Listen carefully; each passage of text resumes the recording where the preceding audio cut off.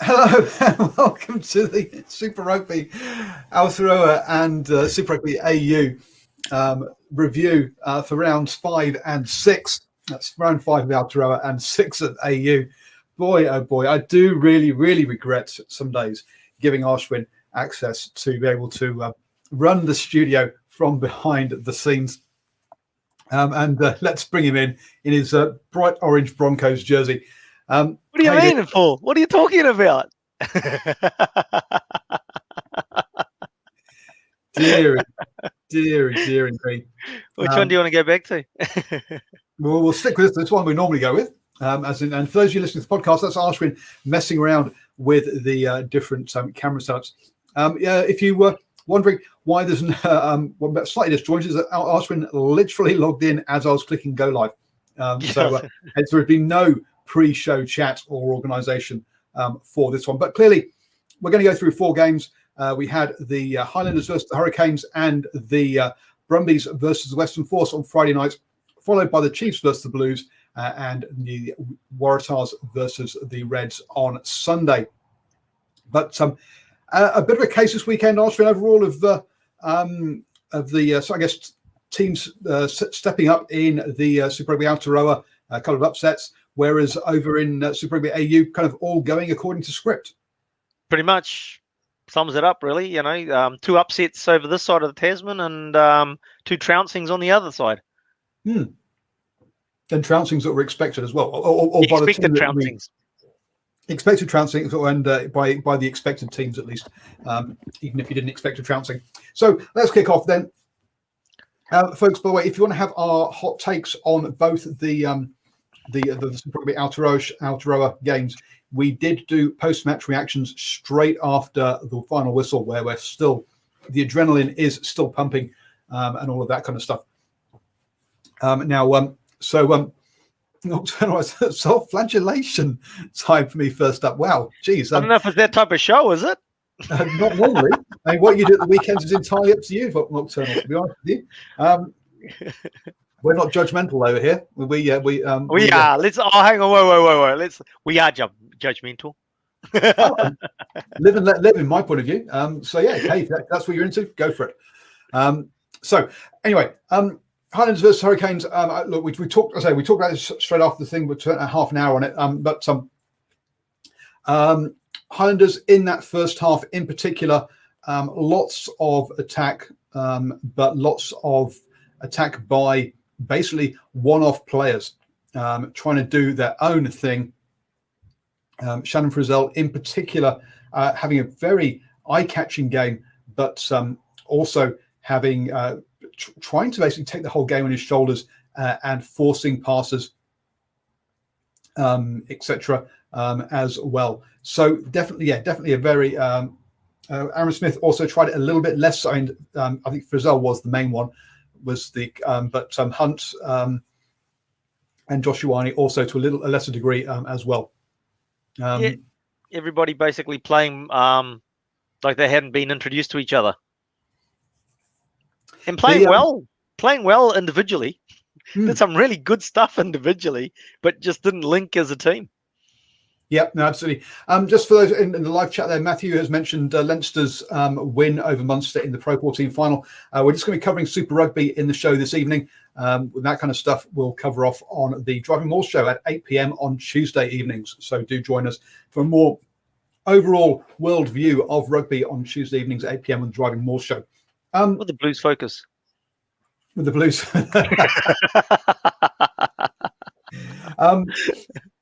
So the why have I got Blues versus Crusaders? That's last week. Here we go.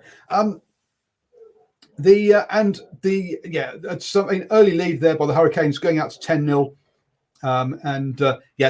No patience by the Highlanders. We had a yellow card for Lomax for continued or repeats. What do you call it? Infringements. There, which allowed the Highlanders to get back into it a little bit. I mean, they got one try back, but on half time, Jordy Barrett on the shoulder of Rayasi and scores under the post for a 17-10 lead I think people, not a lot of people kind of scratching their heads a little bit about the fact that, yes, it was, the Highlanders weren't getting any points for all the efforts. Endeavours, yep. They did, Nocturnal Rights makes a point about the number of changes that were made. Yeah, there were 7 changes coming into this game, but they did have a bye week. So they had 2 weeks to prepare for this game. So you can make changes under that situation because you've got 2 weeks to test it out, but clearly, or to run those drills. But clearly, that didn't work on this one. I mean, the other, I did see and actually I should have taken a screenshot of it. A fun comment on the legendary Marty Banks Facebook page, which was if it wasn't for Geordie Barrett, the Highlanders would have won this game 19-0. Because it was the Geordie Barrett show. Now, we saw up at the beginning of this one, the Hurricanes, look, they're inexperienced, 9 and 10, really had trouble exiting early in the game, but Geordie Barrett stepped up, pushed them to one side, and just went, look, this is how we're going to play, and he ran the team. Now, this wasn't an individual effort by Geordie Barrett in the same way that Shannon Frizzell was doing it. This was an effort by him to control and lead the team, wasn't it? Oh, look, I mean, it was about getting the team into the right parts of the field. That's what that was about, and the fact is that, we're very, very, I can't think of the right word, suspicious, dubious of the selection of Auburn Ledger as their first 5 for the Canes, and really just wasn't executing the exits, etc. And so it's more a case of, Geordie using his experience to make sure that the team gets out of the danger areas, gets into the right parts of the park. It's not an individualistic performance by Geordie. It was more a case of, hey, look, let me execute because you guys aren't. Yeah, and he also executed just out from the line as well. Geordie was off a first phase line out move that was about 10 meters out. His off the shoulder of Royasi wasn't that far out either, and then his other one where he went over, he was lurking behind the ruck, spots where he can see what they call it now, but anyway, basically spotted a gap where the join between the ruck defense and the kind of line defense wasn't quite linked up. Called it to himself and off straight through that gap. Now, Nocturnal Rights says, yeah, Geordie's a player who has a clanger in him. The key for him is that his clangers are becoming further apart. Look, I think every player has a good and a bad night, right? What do you mean? Even Bowden Barrett has nights where he can't hit the side of a bar with his goal kicking. So I mean, everyone has bad nights. But do you think? I mean, I think it's become a much more consistent player over the last 2 seasons. Last season, this season, I would say. He's had to become. Effectively, it's almost like the responsibility that is now on his shoulders has sort of like made him the better player and sort of not stopped him, but he seems to have taken those clangers out of the game with that responsibility that's come on him. Because when you look across that Canes backline, he is it effectively in terms of experience, isn't he? I mean, when we go through it, who else is there to lead that backline? There isn't. It's him. Well, it is him, but it shouldn't be him. Let's be honest. I mean, because he should be. It shouldn't just be him. I mean, Lamape, he's been around for six odd years now. In there, so I mean, he's got plenty of experience. He should be much more of a leader in that back line. Admittedly, your players like your Peter O'Man and Jensen's. I mean, Wes Houston's been around for a few years now. Okay, so as a winger, but even so, he should be. Yep. I don't disagree with you there, but I just sort of think that next level experience is the only one there is really Geordie Barrett. I mean, even Lau Mapi, who's been an All Black, he's obviously. You've got your leadership All Blacks, and then you've got your All Blacks, and Geordie's obviously a leadership level All Black rather than just an All Black. I think also Lamapi comes across as happy to do his own thing. Happy to do. Sorry, that's a bit strange. Happy to play his role, and perhaps, but doesn't. And I guess this is where Nocturnal Rights right. I don't see if someone speaks up. Now, we don't see him very often in interviews. He's not one of the more vocal, doesn't come across as one of the more vocal players in there. So, yeah, I think that's probably a difference for me, a difference from him. I'm just bringing up their lineup, think about who was in their back line. So you've got obviously Campbell, Ledger, Lamapi, Billy Proctor. It's like his second season. Wes Houston, Rayasi. I guess Rayasi is still new as well. So yeah, it's just those two really. Lamapi and Barrett with any kind of, and then even off the bench, Peter Manga Jensen, Love, and Tumanatane. And there's two debutants there, and Manga Jensen doesn't have a lot of experience off the bench either. So yeah, it's he's a guy who is, as you say, stepping up to the challenge. Also, yeah, I mean, just some silly mistakes by the Highlanders, such as Kulu joining the maul way too early. Before the referee had said, "Look, line out over, you're allowed to come closer." Hadn't received his freedom. No, had not received his freedom. So yeah, silly mistakes, too much individual play by the Highlanders. Because let's be honest, with 70% territory and 69% possession, they had plenty of opportunities. Eight Quilleen line breaks to only 4 by the Hurricanes as well. So look, they had the opportunities, they just didn't. They just couldn't take them through poor play. Pretty much. Where I think the Hurricanes took about every opportunity they got. I'm not sure they actually entered the 22 without getting a score in this one. Yeah, look, I mean, that's basically summed up the game, really, at the end of the day. It's the Highlanders played as individuals and the Hurricanes played as a team with an individual that scored all the points. Yeah.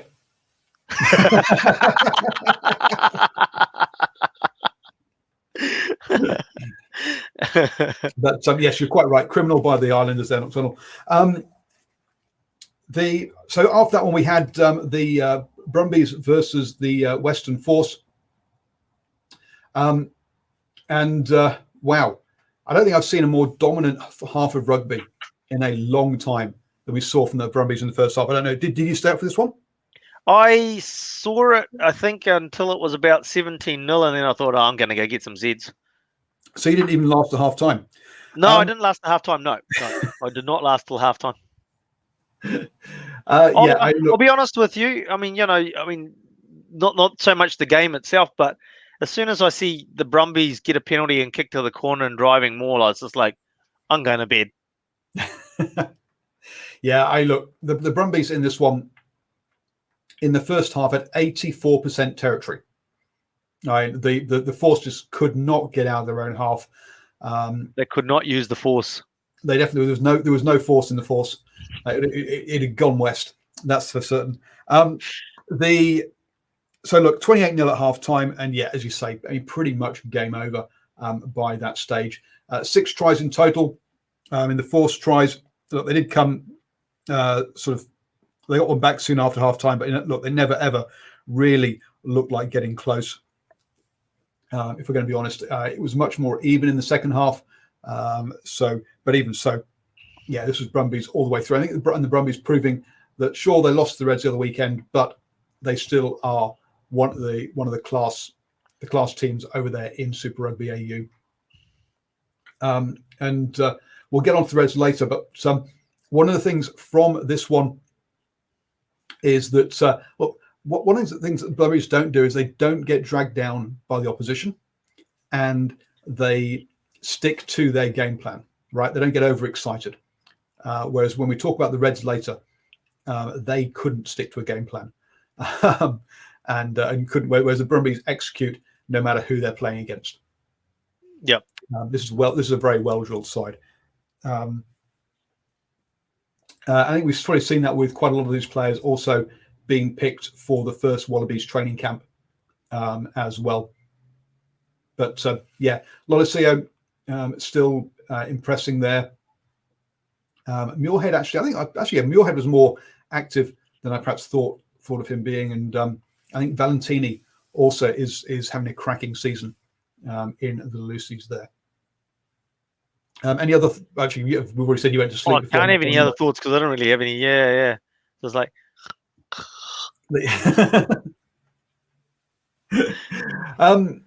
So then, Chiefs, then the Blues. In this one game, not the. Okay, one of the things we sort of think about when we think about Super Rugby in New Zealand is execution, and kind of and flowing play and actually nailing those tries. Yep. 16 line breaks, so 16 clean breaks by the Chiefs, most of them in the first half. No tries, in fact, no points at all. Brad Over said, "Yeah, look, they were finding, they were making the breaks, but the finishing was not good. Maybe pushing the final pass on that one." So, yeah, I mean, wow, that first half was painful to watch. In all honesty, the Blues did get a try with Akiriwani, but probably turned down something like 12 points, kicking at goal. Look, I mean, when you just look at that first half, though, it's just like you're watching Super Rugby AU between, say, like something like the Force and the Waratahs or something. That's just like, I think Steve made the comment. He was up at a game in Wellsford, and he sort of got speeding tickets to make it in time for that. It was like pretty disappointing. That first half, just totally lack of cohesion from both sides, really. And it's sad, frustrating. It's not sad, but frustrating to see a Blues team that didn't turn up, knowing that they can own the game and they just don't turn up, and it's disappointing. I thought that wasn't. I think they were there, but I just don't think they were. They just weren't. They was making bad decisions. It was bad decisions and execution. I mean, like you look at, I can't remember who the players involved were, but a player catches it static in the back line, and instead of just taking it in and he flings out a poor pass behind a player that's static. I mean, the reality is that if you're not throwing it to a pass to a player that's running onto it, the pass shouldn't go. You need to be throwing balls onto a player that's on the move, not a static player. Because if you're passing it to a static player, the defense is coming up while the ball is traveling to that static player and shutting them down behind the advantage line. Now you've put yourself, compromised your whole team, because you've got to get them behind there to basically to stop that ball being pilfered, right? So that's the thing. It's just like, it was school. You want to say schoolboy stuff, but first 15 rugby would have been better than that.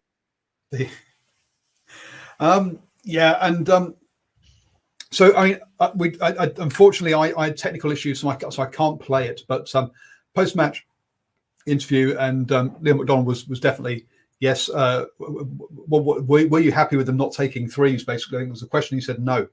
In the coach's box, we were taking the threes. We'll be having a talk about that decision making during training during the week. Yeah. Look, I mean, the fact is that it's become pretty evident, whether it's whatever team it is, there's a formula for taking the kicks. Now, it's not actually about the dominance. So, we're dominant, but we're not scoring points, so we're going to take a penalty kick.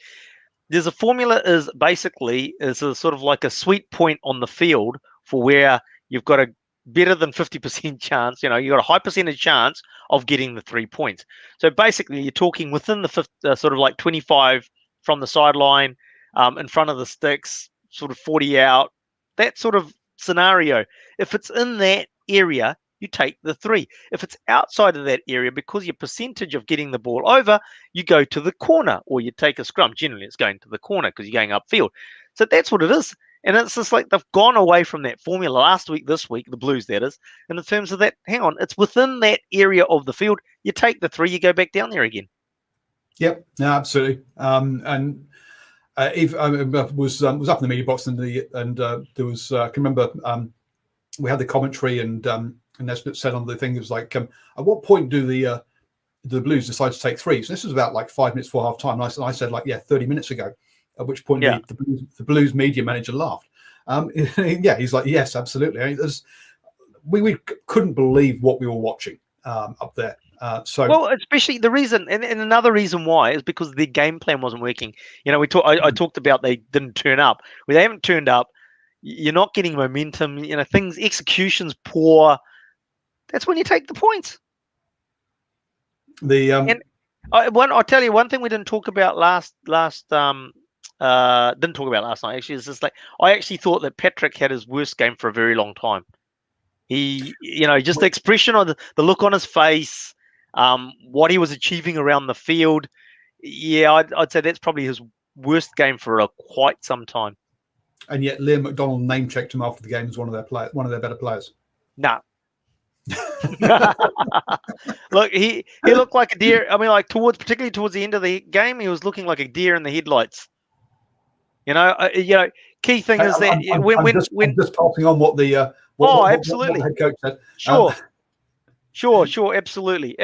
But I mean, you're just looking at times, and it's just like, also when it's towards the end of the game, and although they had that turnover deep in Chiefs half, penalty, it's just like, Patrick, somebody go down with an injury at the line out, and then bloody call your players in and have a chat. You got 2 minutes of the game left, and you need to say, boys, we need to muscle up and make sure we keep them out.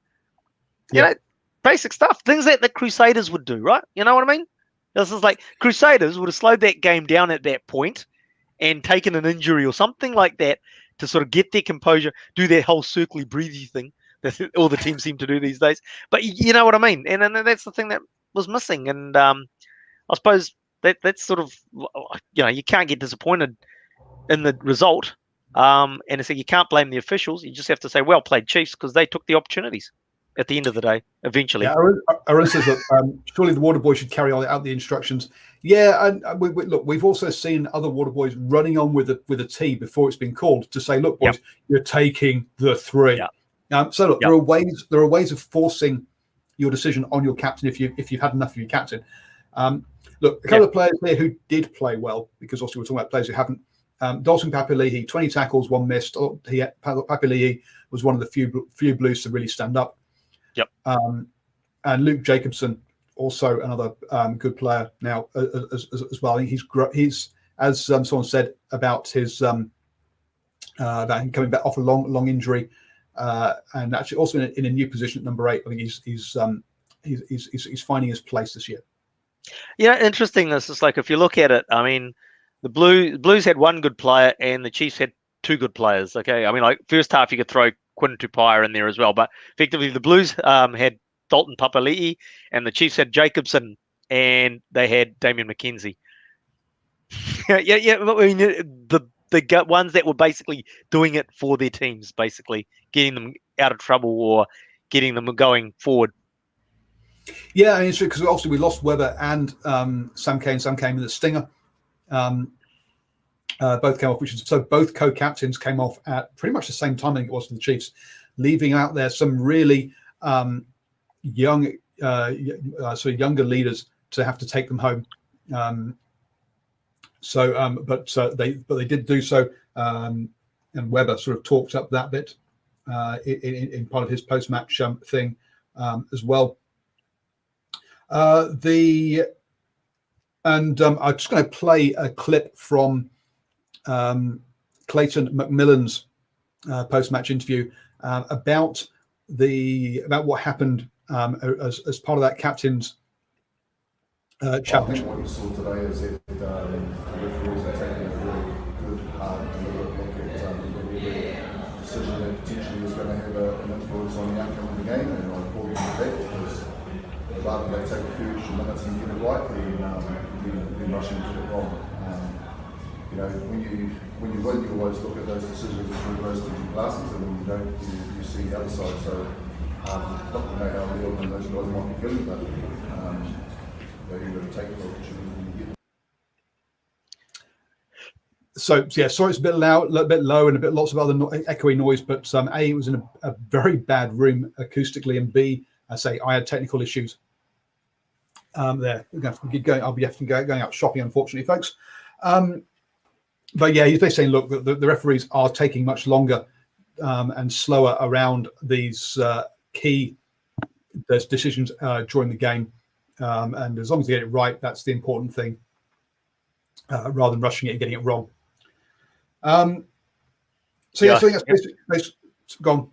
I was just going to have to agree with what Nocturnal's saying about 50 years ago with players' physical dimensions. I mean, yeah, he's probably bigger than Colin Meads. Yeah, that's very, very, very true. But in saying, I mean, Colin Meads got around the park, but Dalton that big, but he still gets around the park very well. Oh, absolutely. Look, the conditioning that they get nowadays is light years ahead of what they used to get. Look, I've seen quite a lot of comments on Facebook, and especially as we're part of various Blues discussion groups complaining about that last pass being forward. Look, at the end of the day, this wasn't won and lost on one forward pass. This was, and anyone who's complaining about the referee in this one, he was probably about the fourth or fifth best person on the pitch, because there's an awful lot of people doing a lot worse than he was in their performances. So you can't blame the referee here if you're not performing yourself. So look, this is not one to be blaming the referee for. This is a lot of players have got a lot to answer for in this one. Unless there's been another drone footage shown that I haven't seen. I mean, you couldn't really say it was clear and obvious that it was forward, so it was never going to get overturned. Now, all the shots I saw at the time didn't show it as being clear and obvious. So that's that one. That leaves now the Crusaders out front on 18 points at the top of the table. Sorry, go on. Yeah, I think that about the table. I think that's just the disappointing thing now. Is the fact is that it's just helped spread that gap to the Crusaders at the top of the table so much more. And reality is that we don't know what the future holds in terms of this competition and etc. But if it carries on like this, it's not going to work. If we joked at the beginning before this competition starts, I just give the trophy to the Crusaders now, and we joke and we jest and we laugh and go ha ha ha. But I mean, if it becomes like that over and over again, it's not good for the competition, and people aren't going to watch. Absolutely, and this is one of the reasons why New Zealand rugby is basically is breaking a lot of its rules. Previously, that around having Pacifica teams involved or Fiji teams, whatever, and for next year's, because they realise that if it's just a Trans-Tasman with the current 10 teams, that a lot of people are going to switch off. It needs more colour. It needs something that makes it more interesting. So yes, even if the Crusaders do walk through and win it next year, at least there'll be a couple of colourful teams in there to sort of keep public interest going. I mean, I'm going to bias comment, but at the end of the day, I still think in terms of, unfortunately, any other team, the Blues are still the best positioned team to take on the Crusaders because it's going to be down there to try and tip them over simply because of the tight five. Although, the Chiefs had a great game in terms of their tight five yesterday, I don't know if whether that's a one-off. I tend to think that it is a one-off. I think any other type 5 is just going to get blown off the park from the Crusaders type 5. So the reality is, sadly, is that the Blues are really the only ones that are going to be able to go down there and compete. And then it's a case of whether the backs can try and achieve anything because they've got a long way to go to try and. They're probably the 5th best back line in the competition. Ooh. Oh, look! They just don't create anything. They get a platform from their forwards, but really they don't achieve from the platform that their forwards can give them. I think Rico Owens is making some decent breaks. Sure. No, I agree. Rico's made some. I'm not a harsh Rico critic at all. In fact, I'm a Rico fan. But I do agree that he cannot link with his outsides. And the break that he made where he ran around Sam Cane is a good example. Although you could sort of say, hey, look, the supporting players weren't able to keep up with him. Rico needed to evaluate better what the options were when he didn't have the support there. Does he buy time, slow down so that the Caleb on the outside can catch him? Does he put a kick through that then they can go deeper into Chiefs territory and put pressure on them down there?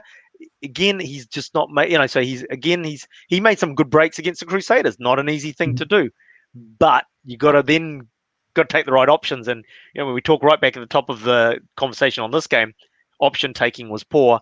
That's something that he's really got to look at, is his option taking once he's made those breaks. And Aaron says Crusaders at a different level from the rest. The question is why. I think what was interesting was something that we've heard sort of secondhand via about Rennie Rangers' time down there. Now there's a guy who's been an All Black, has been at top level in the top 14, has obviously played for the Blues, has been in a lot of environments. He was shocked by the level of detail that the Crusaders players go into every week and the amount of time they're spending on their iPads every morning. Now, if a guy with even at training as well. Yep, the iPads are out in the morning. They do their own time on their iPads and evaluating, or schooling up on their roles and fine tuning, and they don't stop fine tuning. Then when they're at practice, they're consistently going back to iPads to look at what they've done and what they need to do better. So it's about continual improvement and process. And we're not talking about as a team. These guys are taking it away off the paddock at a home, and they're doing their own homework at home, as well as the team. Yeah. And then there's the element of the fact is that, the fact that there's a lot more camaraderie within the unit, within the team. They go out there and they socialize together as well, whereas most other of possibly the Highlanders might be an exception, but you can see it in Wellington, Hamilton, and Auckland, where the players basically after training will end up effectively going back to their own flats or doing their own thing. I can't comment on that side of things, but definitely that level of detail, the fact that they've been they only bring in about 5 players each season, whereas most other sides bring in up from sort of 9 through to 16 new players a season, means they've got that level of continuity and experience of playing together, and all those pieces add up. No one of those things is the thing that makes them that much better. It's adding all those pieces up together that make it that much better. So second place the Blues on 10 points, 8 points behind now the Crusaders, only 2 points clear of the Chiefs, who after the first 2 games we were thinking, boy oh boy, the Chiefs, are they going to get a win this season? And suddenly, I said that the Hurricanes Chiefs game was the wooden spoon decider, but it doesn't look that way now. The Canes on 5 points and the Highlanders on 5 points. So really tight amongst all those other teams, really, than the Crusaders now. Well, it's interesting that way. It's the swing of one game, right? If the Blues had gone and won yesterday, then we would have said, oh yeah, there we go, there's the 2-horse race. Because all they've done is then lost to the Crusaders only. And it's just like, who else is going to beat them? Nobody else is going to beat them. But yeah, yesterday opens up the door massive. It's just one game has changed the whole landscape massively. Well, the fact that again, also the Hurricanes have won a game where they would have been on 0 points, or could easily have been on 0 points if they'd lost to the Highlanders as well. So yeah, the 2 games this weekend really have opened up the competition. Yeah. Aaron says, sounds like you guys. Sorry? What? Yeah. Yes, the comment on screen. Yeah, it doesn't. Yeah. So for our podcast listeners who can't read the comment on screen, Aaron said, sounds like you guys saying higher intelligence level up the Crusaders. Yes. There we go. Right. Now, I would say not necessarily higher intelligence, but higher. Because I don't think their players are any brighter than players of other teams, but just better application of their time. I would say no, higher intelligence because of education, right? Anytime you educate yourself, you're a higher intelligence, right? So I think your rugby IQ is going up because you're putting the effort in to increase your rugby IQ. So not because they're individually smarter people, it's because they're putting the work in to become more intelligent or have that extra rugby IQ. Yes, rugby absolutely. Yes. Rugby smarts rather than necessarily actual. Yes, because as as we've seen by perhaps some of Rico's behaviour, not Rico's, some of blank the winger who pretends to be Rico, Severice's behaviour recently. Severice, yes. Perhaps, I wouldn't necessarily call him the most intelligent person. Sharpest tool in the shed. Sharpest tool in the shed, exactly. But look, as you say, but as far as rugby smarts and as far as application to his craft as a winger, yes, he's seen what he needs to do, and he's taken that on board and done it. I mean, to take an example outside of rugby, people, you get these people that specialize in their fields and become PhDs or whatever. Now, I've dealt with some of these people, and you sort of think they've got a PhD, they know everything about their area of knowledge, and they think that they know all this knowledge outside of their area. They know jack, and it's just like they really, it's like, but they focus on their area of expertise, and they hone it and they hone it and hone it. Doesn't mean that they're incredibly smarter than the person standing next to them. They're just incredibly knowledgeable about their area of expertise. Yep. Yeah. No. Yeah. Aaron, you're right. Yeah. Look, playing the PlayStation doesn't make you more intelligent, but they do have to have downtime as well. It's a balance issue. So yeah, absolutely. So that's where we are with that one. Final game then, the Waratahs versus the Reds, because it was down in New South Wales. Look, I was driving back from Hamilton, so I caught the last 20 minutes and really couldn't concentrate that much. Tried watching the extended highlights today, and again, switched off pretty quickly because, look, 14-46. Look, the Reds dominated this one. Is the easy thing to say. 722 meters run compared to 394 by the Waratahs. 7 tries to 1, but they didn't start dominating it until 25 or so minutes in. They butchered and made an absolute mess of this game initially by just trying to overplay and just thinking they could just throw it and go for it the whole time. And unlike the Crusaders, unlike the Brumbies, as I said, who didn't get brought down or didn't take the team opposite them lightly, I think the Reds did and thought they could do magic stuff from the off without earning the right first. Did you can't say much more than that? So it's not right. Says, yeah, Waratahs really tried. But look, every team tries when they get on the pitch. Let's be honest. I know sometimes we look at them and go, "Oh, they're not trying." They are. They're just being inept at their trying. So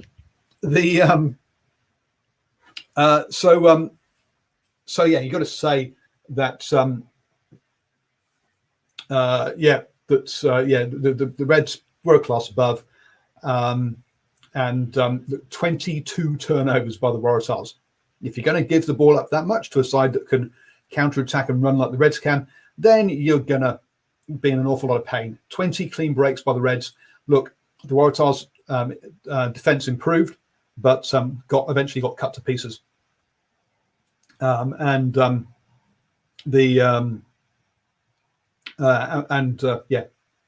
sure much more to say on that one. Not much to say. I mean, I think Nocturnal sort of saying really encouraging Thorn to let his players try things. That could well be possibly true when you look at some of the selections that Rennie's made for the 2021 Wallaby squad, which you'll probably go over on Tuesday night on the Driving More show. Vunivalu, obviously, honestly, literally a handful of games and has been selected for that Wallaby squad. We know the potential he has. Obviously, Rennie would want Brad Thorn to say, "Hey, look, can you give him a bit of a license to just have a go?" Look, apart from Corabetti and a fullback, so probably Banks, you could see the rest of the Wallabies backline being the Reds, right? Probably White at 9, but from 10 outwards, and quite right too. They're cracking team. So it's a bit strange. The Reds and the Waratahs is one of the oldest rugby derbies in the world. Yeah, maybe it is, but how many of these young players really have been brought up on that kind of storyline and history?